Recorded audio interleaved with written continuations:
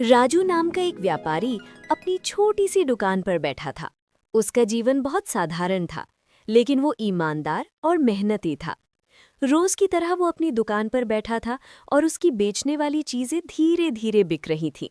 लेकिन आज ऐसा कुछ नहीं हो रहा था। लोग उसकी दुकान पर आते और बिना कोई सामान खरीदे चले जाते। राजू दुखी होकर सोचने लगा। क्या इस दुकान को बंद कर दूं या फिर मुझे कोई और तरीका ढूंढना होगा। तभी एक ग्राहक उसकी दुकान पर आया। क्या हाल है भैया? तुमसे तो बहुत अच्छा सामान लाते हो, लेकिन आज कुछ भी बिकता नहीं दिख रहा है। राजू ने कंधे उचकाए और कहा, आज तो बहुत मेहनत की, लेकिन कोई नहीं खरीद रहा। तुम जानो, बाजार में एक दूसरी दुकान है जहां के दाम तुमसे सस्ते हैं, लेकिन एक बात है, वहां के सामान की गुणवत्ता भी कुछ खास नहीं होती। अगर तुम अपनी कीमत थोड़ी और कम कर दो तो लोग तुम्हारे सामान को जल्दी खरीदेंगे। ग्राहक की बात सुनकर राजू ने फैसला किया कि वो अपनी कीमत घटा देगा। ठीक है, तुम्हारी बात मानता हूँ। मैं थोड़ा और कम दाम पे बेच दूंगा। ग्राहक खुश होकर सारी चीजें ले गया और राजू को थोड़े पैसे दे दिए। राजू घर की ओर चल पड़ा। घर पहुंचकर उसने अपनी पत्नी सविता को बताया, आज बहुत कम पैसे मिले। सामान सस्ते दामों पर बेचा, लेकिन फिर भी लोग नहीं खरीदते। सविता ने घबराते हुए पूछा, क्या अब हमें अपनी जिंदगी का तरीका बदलना होगा? राजू मुस्कुराया, बोला, अगर ये सिलसिला चलता रहा तो हमें कुछ बड़ा कदम उठाना होगा। सविता ने थोड़ी चिंता जाहिर की। क्या तुम कुछ और सोच रहे हो? राजू ने कहा, तुम चिंता मत करो, ये बस एक दिन की बात है। शायद अगले दिन कुछ अच्छा होगा। अगले दिन सुबह सुबह राजू एक नए इरादे के साथ अपनी दुकान पर बैठा। इस बार उसने अपनी कीमत और भी घटा दी थी, लेकिन फिर भी लोग आते और बिना कुछ खरीदे चले जाते। वो बहुत थक चुका था, लेकिन उसे उम्मीद नहीं छोड़ी थी। क्या अब मैं अपनी दुकान भी बदल लूं? राजू ने खुद से पूछा। फिर उसने अपनी दुकान के सामने एक बोर्ड लगा दिया। नया तरीका, नए दाम, सब कुछ मिलेगा सस्ते दामों पर। लेकिन फिर भी कुछ खास फर्क नहीं पड़ा। तभी एक औरत उसकी दुकान पर आई। तुमने अपनी चीजों को सस्ते दामों पर क्यों बेचने का फैसला लिया? राजू ने सिर झुकाकर कहा, क्या करूं बहन, यहाँ तो लोग बिना कुछ खरीदे ही चले जाते हैं। अब मेरी दुकान भी बंद होने वाली है। महिला मुस्कुराते हुए बोले, क्या तुमने कभी सोचा है कि अगर तुम्हें सच में अच्छा व्यापार चाहिए तो तुम्हें अपनी चीजों का मूल्य नहीं घटाना चाहिए? राजू ने हैरान होकर कहा। क्या मतलब? महिला ने कहा, तुम अपनी चीजों का मूल्य सही रखते हुए उनको सही लोगों तक पहुंचाओ। बाजार में भीड़ होती है, लेकिन असली ग्राहक वही होते हैं जो गुणवत्ता को समझते हैं। राजू ने महिला के बात को समझा। उसने अपनी कीमतें पहले जैसी रख दी और अपनी चीजों को बेहतर तरीके से प्रदर्शित करना शुरू किया। अब वो ग्राहकों को गुणवत्ता और उसके फायदे भी समझाता था। और फिर कुछ दिनों बाद उसके व्यापार में एक बड़ा बदलाव आया। ग्राहक आने लगे और उसकी चीजें जल्दी जल्दी बिकने लगी। राजू को अपनी मेहनत का फल मिला। कमला, आज दूध थोड़ा ज्यादा निकला है। पास वाली बूढ़ी माँ है ना सीता, उसको भी एक कटोरी दूध दे आना। बेचारी की तबीयत ठीक नहीं रहती है। आप सबके बारे में कितना सोचते हो? भगवान सब देख रहा है। आप जो करते हो उसका फल तो जरूर मिलेगा एक न एक दिन। अच्छा ठीक है, मैं अभी दूध देकर आती हूँ। यह लो पैसे, छोटू की स्कूल की फीस जमा करा देना। मैं दूध बेचने जा रहा हूँ, तुम अंदर से दरवाजा बंद कर लेना। यह कहकर राम दूध बेचने निकल पड़ा। दूध ले लो, दूध ताजा ताजा गाढ़ा दूध, बूढ़े बच्चे सब मिलकर पियो, सेहत बनाओ। राम की आवाज सुनकर गांव वाले अपने अपने बर्तन लेकर घरों से बाहर निकल आए। राम बेटा, तेरा दूध पीकर तो मेरा बच्चा दिन भर मस्त रहता है। कितना गाढ़ा दूध है तेरा। चाची, गाय ही मेरी दौलत है। जो वो देती है वही मैं लाता हूँ, ना एक बूंद पानी ना मिलावट। राम, मुझे भी 1 किलो दूध दे देना। गर्मी का मौसम आ गया है, अब दही जमाना शुरू करेंगे। माफ कीजिए बहन जी, दूध तो खत्म हो गया। एक काम कीजिए, मैं शाम को आकर दे जाऊंगा। राम बेटा, तू एक और गाय क्यों नहीं खरीद लेता?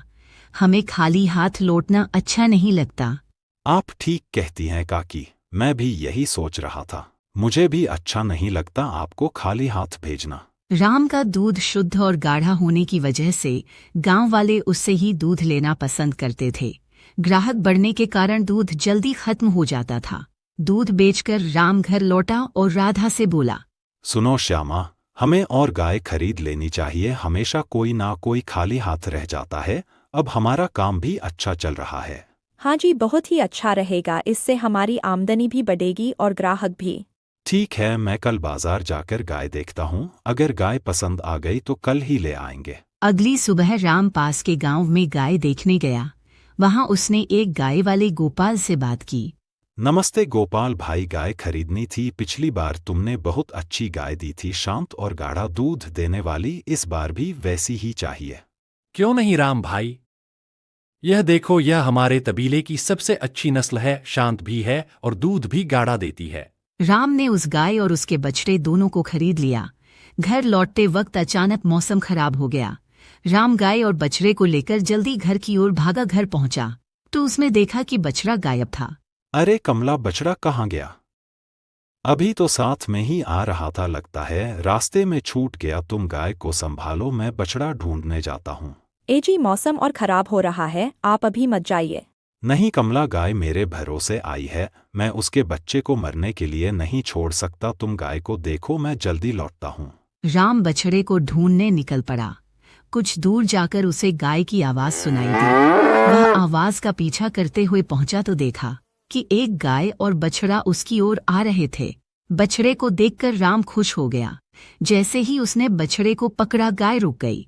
लगता है तुम भी अपने बछड़े की तरह खो गई हो, चलो मेरे साथ। ये क्या जी, आप बछड़ा लाने गए थे और साथ में गाय भी ले आए? जंगल में यह गाय हमारे बछड़े के साथ आ रही थी। इसने हमारे बछड़े की रक्षा की तो इसकी रक्षा करना भी हमारा कर्तव्य है। मैं कल कोतवाल को इसके बारे में बता दूंगा। कोई मालिक होगा तो लेने आ जाएगा। अगले दिन राम ने सोचा कि पास में रहने वाले राजू को गायों की देखभाल के लिए रख लिया जाए। राजू पहले से काम मांग रहा था। राम और राजू मिलकर गायों का दूध निकालने लगे। राम ने राजू से कहा, अरे राजू, बछड़े को उसकी माँ के पास थोड़ी देर छोड़ दो, उसका पेट भर जाएगा। आज सबको दूध मिलेगा। बहुत सारा दूध लाया हूँ, कोई खाली हाथ नहीं जाएगा।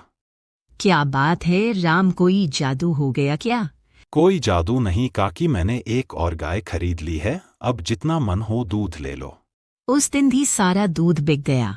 गांव में एक और दूध वाला था जो राम का दूध बिकता हुआ देखकर जलता था, बेईमान था और दूध में पानी मिलाता था। इसलिए गांव वाले उससे दूध नहीं लेते थे।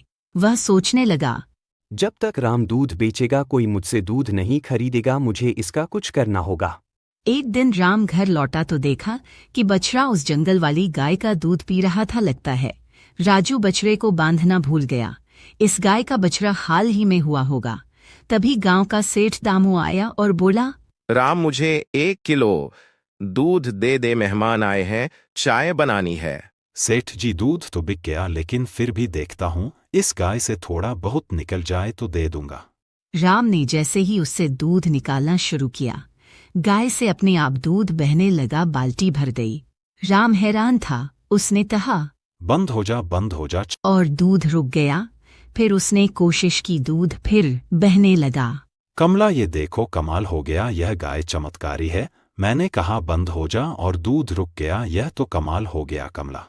अरे वाह वाह, यह तो कमाल हो गया। यह सब ईश्वर की कृपा है। इसने तूफान में हमारे बछड़े को बचाया और अब इतना दूध दे रही है। लेकिन यह हमारी गाय तो नहीं है, इसका मालिक कभी भी आ सकता है। तब तक इसकी हमें देखभाल करनी चाहिए। राम ने दूध निकालना शुरू किया। बर्तन भरते गए। कमला ने कहा, गाय माता रुक जाइए अब। और गाय तुरंत रुक गई। क्यों ना हम गांव में दूध की दुकानें खोल लें? इतना दूध तो हम अकेले नहीं बेच सकते। कमला, यह लालच तो नहीं है ना? नहीं तो हम बर्बाद हो जाएंगे। अच्छी तरह से सोच लो कमला। लालच नहीं, समझदारी है। यह लक्ष्मी जी का आशीर्वाद है। कमला ने दूध की दुकानें खोल दी। उसका काम चलने लगा और उसने उन पैसों से बड़ा घर बना लिया। एक दिन वो सोचने लगा, पहले हम साधारण जीवन जीते थे, आज सब इस गाय की वजह से है।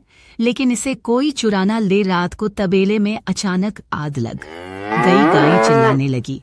राम और राजू ने आग बुझाई। उसके बाद देखा तो चमत्कारी गाय